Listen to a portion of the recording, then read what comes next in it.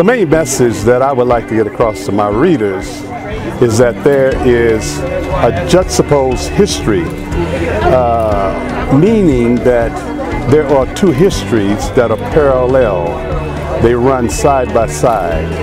And what I mean by that, there's not only a white history, but there's a black history. And without the black history, there would be a far difference of the history that we know of now as American history. So the reason why I wrote the book, and wrote the books rather, the trilogy, is to make sure that those who are ignorant of the fact that there is a contribution of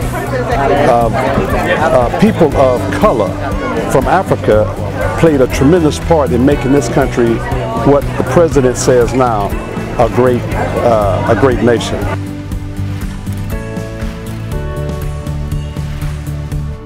Well, you know, it's been almost a 50-year journey, starting in 1970 when I became a student at University of California in Berkeley, when I took a class, U.S. history class, thinking that I'm going to learn about people of color, especially those from Africa, and all I learned was we were the slaves. So that was a very negative to me.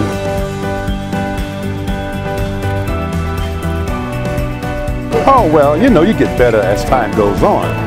You do more research, you go to a different level, you build on, and which I did. I built on my first book, God and Human Suffering, and then from there I added information. I did further research, and then when I wrote God Behind the Scenes from Niggas to African Americans, I finalized it with The Lost African American.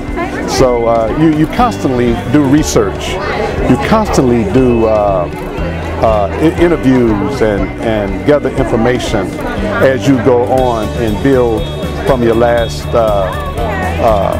edition.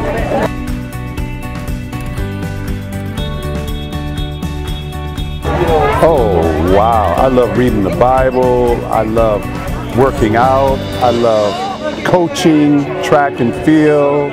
I love people. You know, I'm a people's person. And I like engaging. And sometimes I like to be by myself. I like to be, I'm a dreamer. You know, as Bishop O.C. Pringle brought so beautifully out a couple of Sundays ago, Dr. Scott is a dreamer, which that means that, you know, I'm looking ahead. I'm in the future.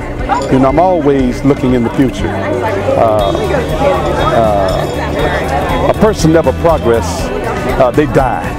And what I mean by that, they don't progress, they don't live, they just exist. And I love living.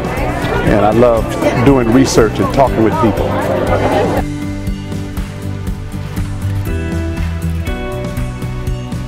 Oh, I write sermons almost every week, and it's a reality based on what God says through the scriptures. I apply it to my life, and let me just say that many people think that the Holy Bible is a white man's religion. It's not. It's a black man's religion as well, because you look at Athanasius, who gave us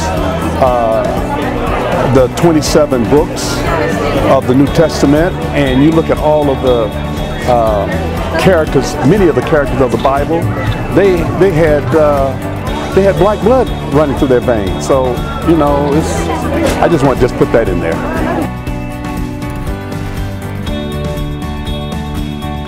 Personally, great. It's been a book carefully written. It has so much information in it in relation to how people of color contributed to this way of life and how they have been mistreated.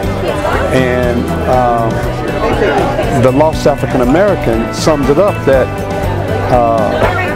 people of color from Africa, African Americans now have lost touch with the reality of life that gave them greatness. It's almost like we are out of touch with ourselves. We're in a different phase of life. We're walking in somebody else's footsteps and not our own footsteps that our great-great-grandparents who came before us laid the foundation. Thank you.